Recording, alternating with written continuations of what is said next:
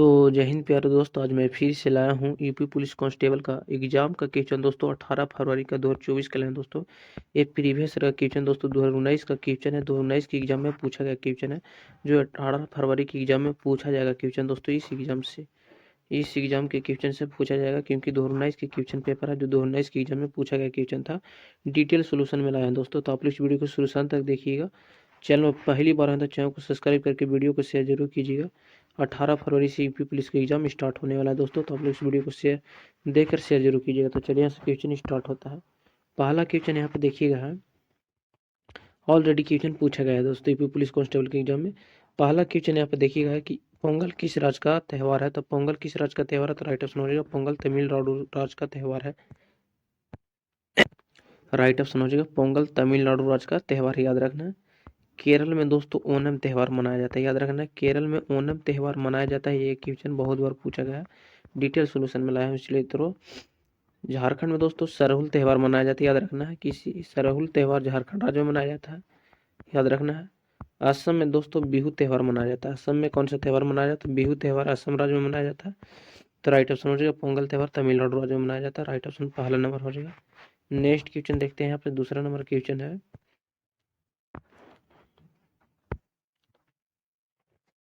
कि दूसरा number question कि कुंभ मेला कहाँ लगता है। तो कुंभ मेला दोस्तों हरिद्वार, उज्जैन, इलाहाबाद, इनमें सभी लगता है दोस्तों। ये चारों स्थानों पर, तीनों स्थानों पर लगता है दोस्तों। हरिद्वार, उज्जैन, इलाहाबाद में दोस्तों लगता है कुंभ मेला। ये उत्तर प्रदेश का प्रमुख मेला दोस्तों, याद रखना है।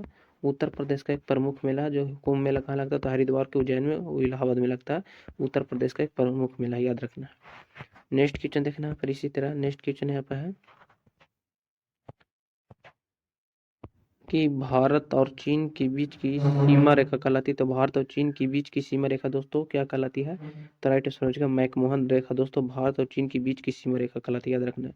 डुरांड रेखा दोस्तों भारत और अफगानिस्तान, याद रखना भारत और अफगानिस्तान की सीमा रेखा दोस्तों भारत और अफगानिस्तान के बीच की सीमा रेखा कहलाती है डुरांड रेखा। रेड क्लिफ रेखा दोस्तों भारत और पाकिस्तान के बीच की सीमा रेखा, भारत और पाकिस्तान के बीच का सीमा रेखा दोस्तों रेड क्लिफ रेखा कहलाती है। पाक जल संधि दोस्तों भारत और श्रीलंका के बीच की सीमा रेखा दोस्तों, श्रीलंका के बीच की सीमा रेखा जो पाक जल संधि कहलाती है, याद रखना है। तो भारत और चीन के बीच की सीमा रेखा कहलाती है मैकमोहन रेखा दोस्तों, राइट ऑप्शन हो जाएगा तीसरा नंबर। और भारत और अफगानिस्तान के बीच की सीमा रेखा कहलाती है डुरंड रेखा। भारत और पाकिस्तान के बीच की सीमा रेखा दोस्तों, भारत और पाकिस्तान के बीच की सीमा रेखा रेड क्लिफ रेखा कहलाती है। पाक जल संधि दोस्तों भारत और श्रीलंका के बीच की सीमा रेखा कहलाती है, याद रखना है। तो राइट ऑप्शन हो जाएगा तीसरा नंबर यहाँ पे मैकमोहन रेखा। नेक्स्ट क्वेश्चन देखना है यहाँ पे चौथा नंबर क्वेश्चन यहाँ पे है कि विश्व का सबसे बड़ा मरुस्थल है। तो विश्व का सबसे बड़ा मरुस्थल यहाँ पर राइट ऑप्शन हो जाएगा विश्व का सबसे बड़ा मरुस्थल सहारा मरुस्थल, राइट ऑप्शन हो जाएगा पहला नंबर यहाँ पे सही आंसर हो जाएगा चौथा का। थार मरुस्थल दोस्तों भारत का सबसे बड़ा मरुस्थल, याद रखना है। भारत का सबसे बड़ा मरुस्थल ये थार मरुस्थल दोस्तों भारत का सबसे बड़ा मरुस्थल कौन सा है, तो थार मरुस्थल है दोस्तों, याद रखना है जो राजस्थान राज्य में स्थित है थार मरुस्थल। तो विश्व का सबसे बड़ा मरुस्थल सहारा मरुस्थल, राइट ऑप्शन हो जाएगा पहला नंबर। और भारत का सबसे बड़ा मरुस्थल थार मरुस्थल जो राजस्थान राज्य में स्थित है। पांचवा नंबर क्वेश्चन है कि असम का लोक नृत्य है। तो असम का लोक नृत्य दोस्तों बारू गुम्बा है, याद रखना है। बारू गुम्बा असम राज्य का लोक नृत्य है। गीधा दोस्तों कहाँ का, भागड़ा और गीधा पंजाब का लोक नृत्य, याद रखना है। तो असम का लोक नृत्य होगा बारू गुम्बा है दोस्तों, याद रखना है। इसके अलावा है नेक्स्ट क्वेश्चन देखिए यहाँ पर है, इनके बारे में लिखा गया है डिटेल से। यहाँ पर देखिएगा क्वेश्चन पूछा गया था इसीलिए मैं लिख दिया हूँ डिटेल में। गीधा भागड़ा पंजाब का लोक नृत्य, याद रखना है। गीधा और भागड़ा कहाँ का, पंजाब का। नाटी दानव हिमाचल प्रदेश का लोक नृत्य है। नाटी और दानव हिमाचल प्रदेश का लोक नृत्य है। टिंडी और लावनी महाराष्ट्र का लोक नृत्य है। यक्षगान भी याद रखना है।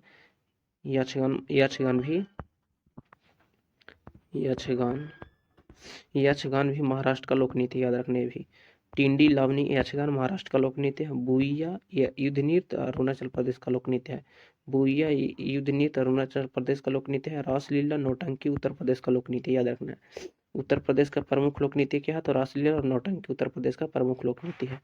नेक्स्ट क्वेश्चन यहाँ से देखिएगा, यहाँ पर छठा नंबर क्वेश्चन है टेस्ट ऑफ माई लाइफ पुस्तक के लेखक कौन है। तो टेस्ट ऑफ माई लाइफ पुस्तक के लेखक राइट ऑप्शन हो जाएगा दोस्तों यहाँ पे test of Yuvraj Singh right option हो जाएगा, याद रखना है। टेस्ट ऑफ माई लाइफ पुस्तक लेखक कौन है, तो युवराज सिंह। सुनील गोस्वाकर दोस्तों याद रखना है, सुनील गोस्वाकर सनी डेज नामक पुस्तक की रचना की थी, याद रखना है। सनी डेज पुस्तक लेखक सुनील गोस्वाकर है। Playing it my way PT Usha दोस्तों द गोल्डन का पुस्तक लेखक, याद रखना है। द गोल्डन दोस्तों गर्ल, यहाँ पे गर्ल लिख देते हैं। द गोल्डन का पुस्तक लेखक कौन है, तो पीटी उषा है। पीटी उषा को दोस्तों उड़न परी के नाम से भी जाना जाता है, इसका संबंध धावक खेल से है पीटी उषा का। तो टेस्ट ऑफ माई लाइफ पुस्तक लेखक कौन है, तो युवराज सिंह राइट ऑप्शन हो जाएगा दूसरा नंबर। देखिए यहाँ पे लिखा गया है टेस्ट ऑफ माई लाइफ पुस्तक लेखक युवराज सिंह है। प्लेइंग इट माई वे के लेखक है दोस्तों सचिन तेंदुलकर, याद रखना। प्लेइंग इट माई वे पुस्तक के लेखक कौन है, तो सचिन तेंदुलकर राइट ऑप्शन हो जाएगा। नेक्स्ट क्वेश्चन 7वां नंबर देखना है यहाँ पे।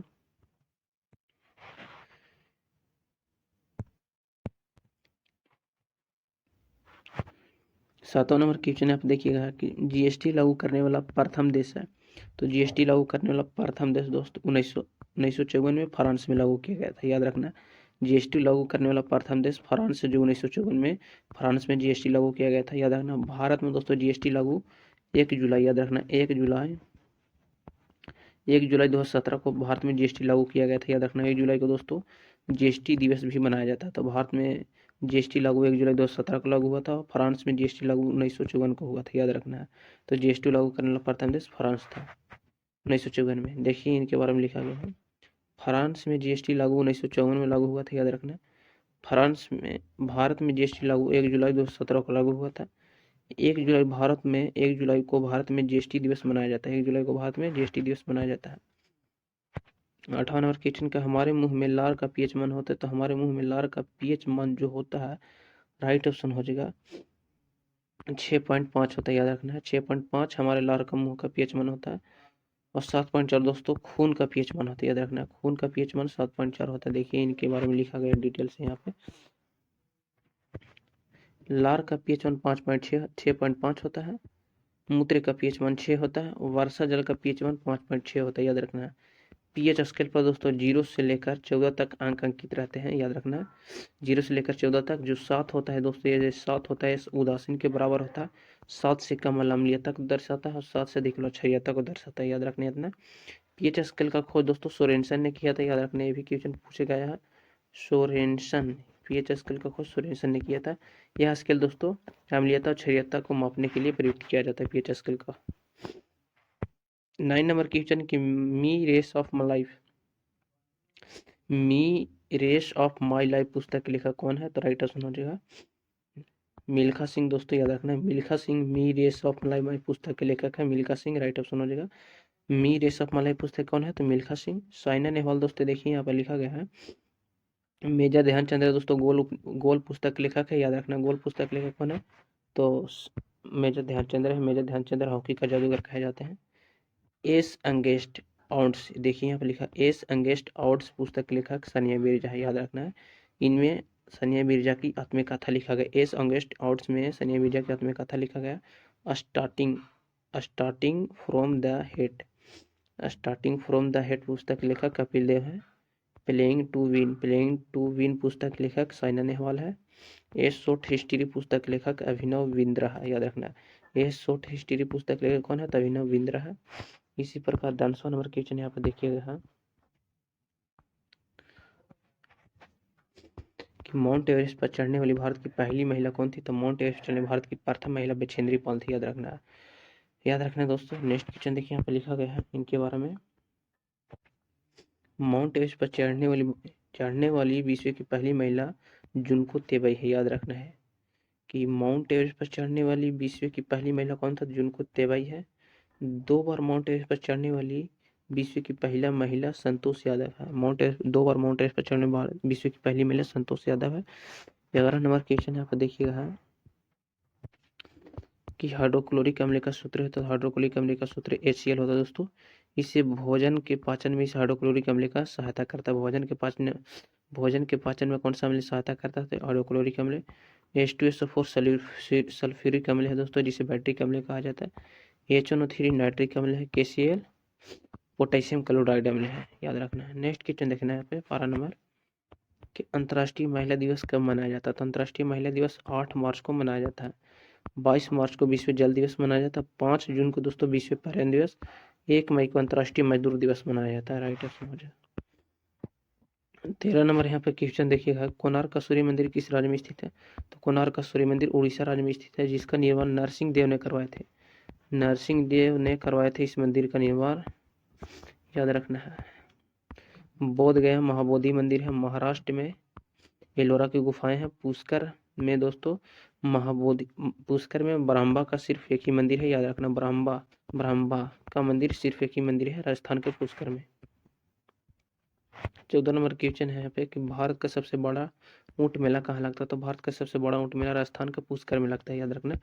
राजस्थान के पुष्कर में भारत का सबसे बड़ा ऊंट मेला लगता है। अब बिहार में दोस्तों, बिहार के सोनपुर में दोस्तों एशिया का सबसे बड़ा पशु मेला लगता है। बिहार के सोनपुर में एशिया का सबसे बड़ा पशु मेला लगता है, याद रखना है। और उत्तर प्रदेश में दोस्तों कुंभ मेला लगता है, याद रखना। कुंभ मेला भारत का विश्व का सबसे बड़ा कुंभ मेला दोस्तों। भारत में कुंभ मेला कहाँ लगता है। तो भारत में कुंभ मेला लगता है उत्तर प्रदेश में, याद रखना है।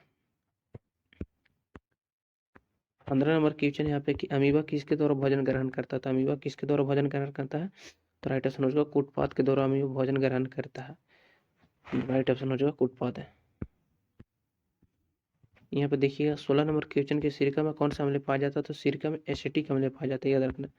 सेब में मैलिक अम्ल पाया जाता है, याद रखना। सेब में दोस्तों सेब में मैलिक अम्ल पाया जाता है। सिरका में एसिटिक अम्ल का सूत्र CH3COOH होता है, याद रखना। ये भी दही में दोस्तों, दही में लैक्टिक अम्ल पाया जाता है, याद रखना। दही में लैक्टिक अम्ल पाया जाता है। दही में दोस्तों दही बनने की क्रिया किन्वन क्रिया कहलाती है। दही बनने में सहायता लैक्टोबैसिलस नामक जीवाणु कार्य करता है। तो नेक्स्ट क्वेश्चन देखते हैं यहाँ से जीके जी इसका फिर से।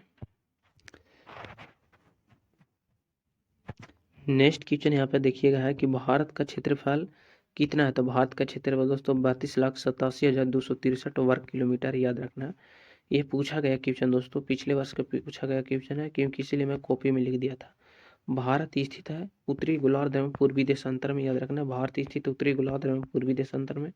भारत की आकृति होती है दोस्तों चतुष्कोणीय, याद रखना। ये भी भारत का संपूर्ण क्षेत्रफल प्रतिशत में है। भारत का संपूर्ण क्षेत्रफल विश्व के प्रतिशत में तो 2.42% है। भारत देश का राजधानी है। तो भारत देश की राजधानी नई दिल्ली में है। भारत देश की राजधानी नई दिल्ली 1912 में लॉर्ड हार्डिंग के द्वारा बना गया था, याद रखना है भी। देखिए नेक्स्ट क्वेश्चन यहाँ पे देखिए है, भारत में कुल जिलों की संख्या कितनी है। तो भारत में कुल जिलों की संख्या 797 है, याद रखना है। दिल्ली से पहले भारत की राजधानी कहाँ थी। तो दिल्ली से पहले भारत की राजधानी कोलकाता थी, याद रखना है। दिल्ली भारत की राजधानी दोस्तों 1931 में बना था, याद रखना ये भी। और दिल्ली से पहले भारत की राजधानी कोलकाता से दिल्ली की भारत की राजधानी कब स्थापित हुआ था। स्थापित 1911 में हुआ था, याद रखना। नेक्स्ट क्वेश्चन देखते हैं यहाँ पे, मैथ का क्वेश्चन बच गया है 2 ठो। तो मैथ का क्वेश्चन यहाँ से देख लेते हैं। नेक्स्ट क्वेश्चन यहाँ पे है कि अनाई मुंडी पहाड़ी भारत के किस राज्य में स्थित है। तो अनाई मुंडी पहाड़ी भारत के किस राज्य में स्थित है। तो राइट आंसर हो जाएगा केरल राज्य में। अनाई मुंडी भारत के केरल राज्य में स्थित है, याद रखना है। अरावली पहाड़ी दोस्त, अरावली पहाड़ी भारत के राजस्थान राज्य में स्थित है, याद रखना। अरावली पहाड़ी भारत के किस राज्य में स्थित है। राजस्थान में स्थित है, याद रखना। अरावली पहाड़ी। नीलगिरी पहाड़ियाँ दोस्तों तमिलनाडु में राज्य में स्थित है। नीलगिरी पहाड़ियाँ भारत के किस राज्य में स्थित है। तमिलनाडु राज्य में स्थित है, याद रखना है। नेक्स्ट क्वेश्चन को यहाँ से देखते हैं फिर। नेक्स्ट क्वेश्चन है फिर यहाँ से देखिएगा है कि हिंदी में स्पर्श व्यंजनों की संख्या कितनी है। तो हिंदी में स्पर्श व्यंजनों की संख्या 25 है। क से लेकर म तक हिंदी में स्पर्श व्यंजनों की संख्या 25 है, याद रखना है। संयुक्त व्यंजन की संख्या 4 है, याद रखना। संयुक्त व्यंजन की संख्या 4 है, या जिसे स्पर्श व्यंजन भी कहा जाता है या उसमें व्यंजन भी कहा जाता है, याद रखना। हिंदी में व्यंजन वर्ण की संख्या 33 है। व्यंजन वर्ण की संख्या 33 है। हिंदी में वर्णमालों की संख्या 52 है। हिंदी में वर्णमालों की संख्या कितनी है। 52 है, याद रखना। वर्णमालों की संख्या 52 है। तो राइट आंसर हिंदी में स्पर्श व्यंजनों की संख्या 25 का से लेकर म तक। राइट आंसर चौथा हो जाएगा। नेक्स्ट क्वेश्चन यहाँ से देखते हैं फिर। नेक्स्ट क्वेश्चन है यहाँ पे फिर है कि न्यूट्रॉन को खोज किसने किया था। तो राइट आंसर हो जाएगा जेम्स चैडविक ने न्यूट्रॉन को खोज किया था, याद रखना। इलेक्ट्रॉन को खोज थॉमसन ने किया था, याद रखना। इलेक्ट्रॉन को खोज किसने किया था, तो थॉमसन ने। प्रोटॉन को खोज रदरफोर्ड ने किया था, याद रखना है। प्रोटॉन को खोज किसने किया था, तो रदरफोर्ड ने। और नाभिक का खोज गोल्डस्टीन ने किया था, याद रखना। ये भी है, चारों क्वेश्चन याद रखना है। तो न्यूट्रॉन का खोज जेम्स चैडविक, राइट आंसर हो जाएगा दूसरा नंबर। इसी तरह से नेक्स्ट क्वेश्चन देखते हैं फिर।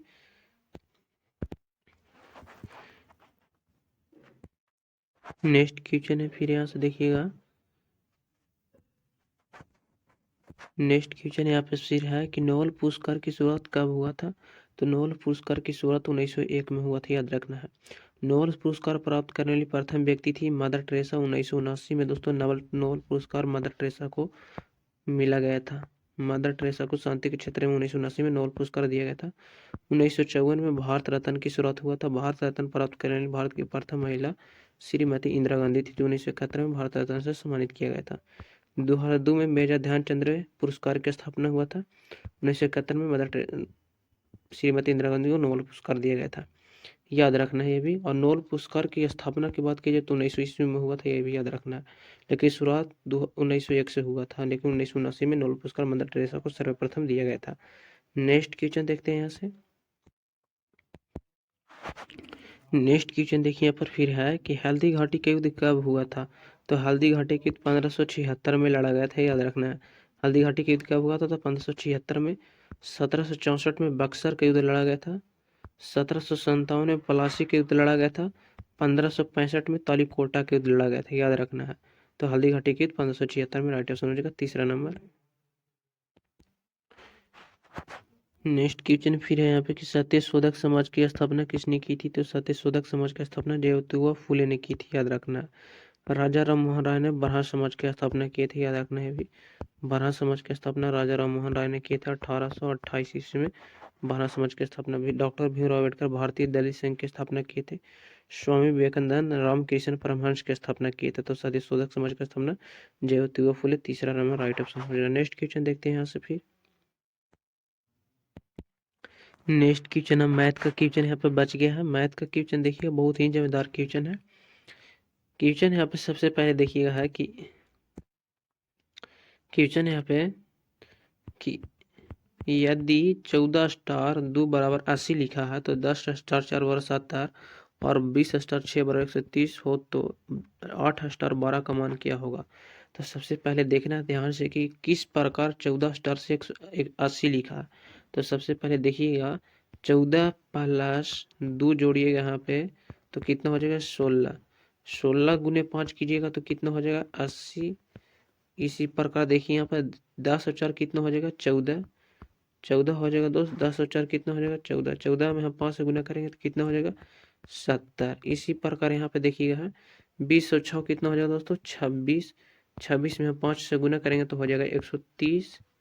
इसी प्रकार देखिए हम 12 और 8 जोड़ेंगे तो कितना हो जाएगा 12 हम 8 जोड़ेंगे तो हो जाएगा 12 और 8 हम जोड़ेंगे तो कितना हो जाएगा 20। 20 में हम 5 से गुना करेंगे तो कितना हो जाएगा 100। तो राइट ऑप्शन हो जाएगा यहाँ पे 8 स्टार 12 का मान होगा 100, राइट ऑप्शन हो जाएगा चौथा नंबर। इस तरह से रीजनिंग का क्वेश्चन दिया हुआ है। नेक्स्ट क्वेश्चन देखते हैं, मैथ का क्वेश्चन फिर है। नेक्स्ट क्वेश्चन थोड़ा जूम कर लेते हैं यहाँ पे। नेक्स्ट क्वेश्चन यहाँ पे है कि एक व्यक्ति को 20% वेतन वृद्धि प्राप्त होने पर उसका वेतन 24,000 रुपया हो गया, तो तदनुसार उसका पूरे वेतन कितना था। तो देखिएगा सबसे पहले कि जब भी कोई व्यक्ति का वेतन होगा तो फुल होगा दोस्तों, अपने आप में कितना होगा तो 100% होगा अपने आप में। तो इसको हम सोल्व करेंगे दोस्तों। उस व्यक्ति का वेतन पहले से कितना वृद्धि हुआ, पहले से 20% था। तो जब 20% वृद्धि हुआ तो 100 में हम जोड़ेंगे दोस्तों 20, तो कितना हो जाएगा 120 हो जाएगा दोस्तों। अगर माइनस बोलता दोस्तों वेतन की कमी हुई थी तो माइनस करते दोस्तों 100 में से।